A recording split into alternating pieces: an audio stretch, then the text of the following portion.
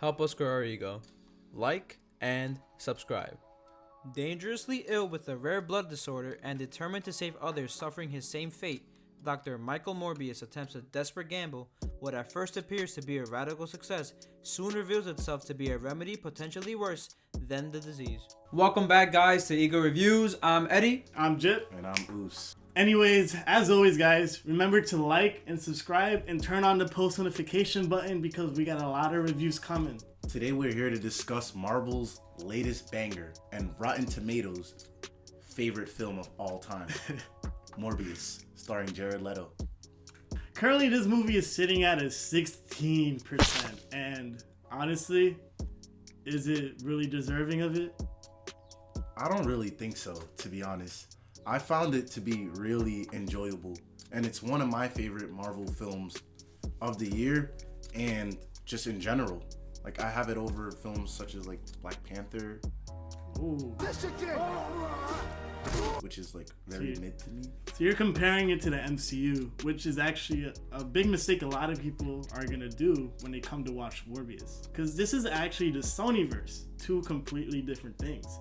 And you might be, it's not your fault. The director specifically advertised this film in order to make you think it was a part of the MCU. So being that this movie was right after No Way Home, it was supposed to come out January 28th, which I think it should have gotten that release date. Actually, as a big comic book guy, Spider-Man is one of my favorite characters, and so is Morbius. I think his character is really interesting. He's actually really similar to the Lizard because, as you will see in this movie, he basically transformed himself into a vampire. I believe Jared Leto killed this role in a good way. In a good way. This is coming off of a lot of heat that he's been facing from his role as the Joker, his involvement in Suicide Squad and Justice League. So to see him branch out from that and do this, no matter what you may think about him or the movie in general, he killed this role. No, I personally didn't have a problem with him. I've always thought he's been a phenomenal actor, and I don't blame Jared Leto himself over what happened to the Suicide Squad, because I've seen the good movies he's been in. There was a news article that came out where the director said that Jared Leto was pretending to act like a disabled person in between like cuts and stuff so he could stay in character. So that just shows you like the amount of effort this man puts into any role he does. And I think, honestly, like I love him. Nobody has ever said that to me. Nobody. Personally, I'm a huge fan of Jared Leto. I think he's a phenomenal actor. I don't understand the hate he gets. Sure, you can bring up the fact how his Italian accent was horrible in Hasaguchi. I personally had a lot of good fun with that movie. But I think he was really fine in this role, besides some dialogue issues, which wasn't even his fault, I'm assuming. I think he was really well in the role.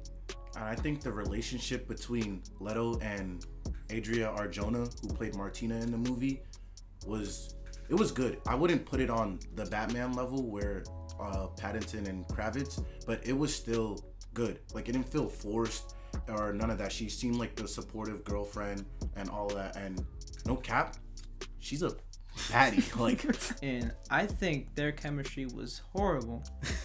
I don't think they had any chemistry whatsoever compared. If you want to compare to Kravitz and Pattinson, so be it. But I don't think you should even compare the two. They served well for the movie, but to be honest, I didn't really see them going anywhere. I just feel like the reason why it worked is because it gave off emotionally manipulating vibes. Like, she would do anything for this guy, even though it was, at times it was a little bit one-sided, but over time he learned to love her. So that's why I feel like the relationship really worked.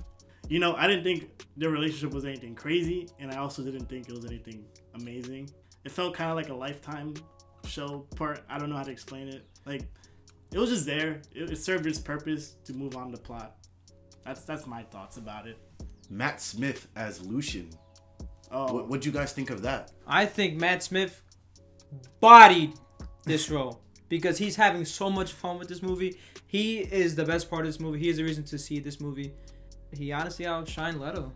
I also agree with that statement because there was this one scene where he's just like looking in a mirror and dancing, and I thought it was just fun. Like, I felt his energy come off the screen and come. He knows exactly what he's in, and Yeah. he's just having a good time, and that's exactly what they should all be doing. Yeah, from his walk to his little dance scene and all that, it was really good. Yeah. I liked his acting. Especially when he was like beating up on people and just the way his like mannerisms worked. Like I loved it. I ate it up.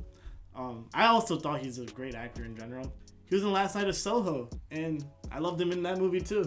I actually thought he had a really good plot line. He went from bitter of not having this cure to actually embracing the cure and embracing what he is and not trying to run from it. And it's very humane, like what he did, because that's what any of us would do.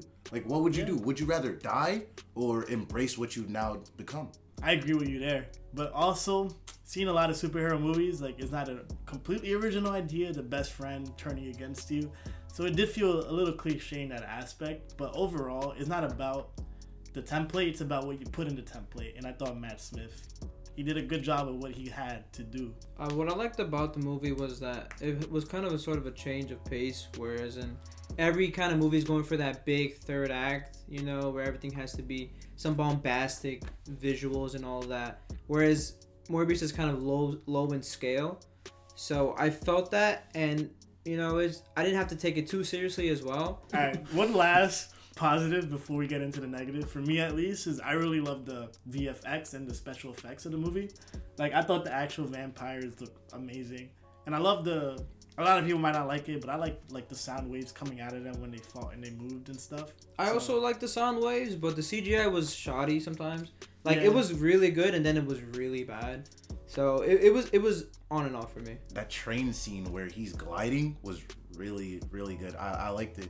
Just gave me dirty New York vibes. But, Okay, now let's get to the bad, because there's a lot. Real quick, Jared Harris was in this film, and he's a really good actor. And, No. He's a great actor. and they just like misused him completely. He was in it for like 10 minutes. That's the 2 cents I wanted to say. I'm sorry, Jared Harris. The editing in Morbius just feels really off. And my theory as to why that is probably because the studio recorded a bunch of footage that they had to end up taking out during the crunch time.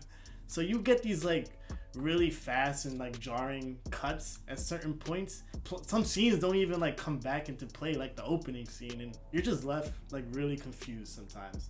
this movie also had like a few pacing issues and a few character motive issues. Like, sometimes I was just wondering, like, obviously in this movie Morbius is the good guy, but what were your motives at times? And some of the things that you did contradicted your beliefs, so it just didn't mesh that well. I agree there, especially considering Morbius is known as like an anti-hero, just like Venom. So it's kind of weird to see him just be a fully good goody two shoes. I think the dialogue is horrible. You know, Jared Leto gives his best to like try to make his delivery kind of work, but no, the dialogue is terrible. I was laughing the whole time. It was not good. And another thing was that for some odd reason, this movie decided it wanted to be the Dark Knight and have the Dark Knight music when he would show up in like his bat cave. So it wanted to have the Dark Knight music, and I was just like, why? I was so confused by that. It does showcase that Morbius is really smart, and that's actually another positive that I will give this movie, because I actually really believe Morbius was smart in this film. So I did actually enjoy the science scenes with the artificial blood and talking with the girl. It made like the emotional connection a little stronger than what it was, because you started to feel for other characters besides Morbius and Lucius. Yeah, and you also just show him like fixing, you know, your basic equipment with just a spring or something, and I thought those scenes were like really good. I actually wish Spider-Man, like the Spider-Man movies from the Sonyverse, had more of those type of scenes. So when we entered the movie, you know, we sat down and we had our popcorn and everything, and you know, the movie turned on and then it was off. Like, this movie flies by. It's way too quick. It's like an hour and 40. It felt like half an hour, and it has no time to show what these characters, you know, what made them do what they did. Like, I understand, you know, like it makes sense for the most part, I guess. But if they it was like maybe half an hour longer, I think it would have done it justice. And I don't mind the runtime, but it feels like this was trimmed down heavily.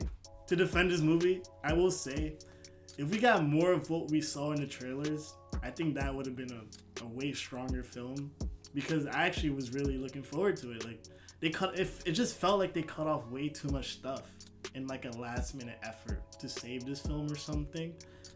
But you know, this is what we had, so. And that's also another flaw. The trailers mislead you too much. And I know the MCU is, you know, they've fallen victim to this in the past where, you know, like the Hulk wasn't really in that scene or something. But this is just like a whole different level, because they just literally cut a whole bunch of scenes from there, leading you to think it was one thing and giving you another thing. And that was kind of distasteful. Although I will not understand ever how people will like Venom but dislike Morbius, whereas they're kind of in the same boat. I don't understand how Venom can get the pass if it's funny, whereas Morbius cannot. This movie is not the dumpster fire that everyone is saying. It's not 16%. It's not top 10 worst comic book movies of all time.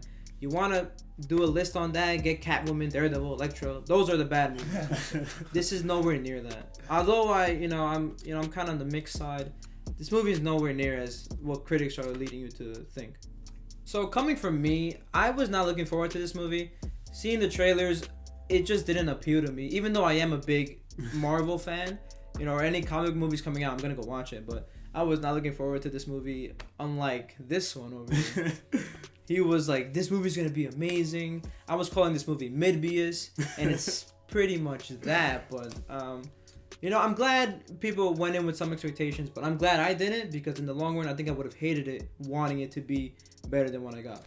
I think a lot of people are gonna watch this wanting to hate it, and I can't really fault you because of you kind of been misled by the director and the marketing team. But just give it a chance.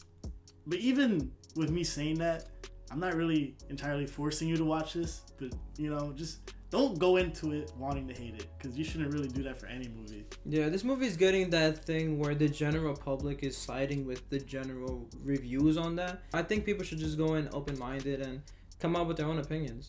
Yeah, I mean, at the end of the day, I just thought this was a pretty fun, cheesy monster film. And I forgot I was in like a superhero genre for a little bit. You know, I just kind of let it happen. I just let the movie take me wherever it wanted to, so. Overall, what would you guys rate this film? Overall, I'll say I'll give this a 3. And I was debating 2.5, but I thought in my head, I would be excited for Morbius 2. And I know I'm definitely in the minority on that, so. Well, I would go ahead and say it's going to be right in the middle. I'm going to go with 2.5 out of 5. Just because I think all of these Sony-verse movies are kind of on the same level. I think they're all kind of the same rating for me. I would give this a 4. And the reason why I would give this a 4 is because it was a good time. I would watch it again. This is a movie that isn't too serious. Like, it isn't. I enjoy it better than most Marvel films. And I think Jared Leto did a good job at this. Like you said, it was a quick movie. So it's just something that you're in and you're out. And I don't agree with the general consensus on the film's rating, but I enjoyed it, so I would give it a 4. This is Dr. Michael Morbius saying, ego out. Later.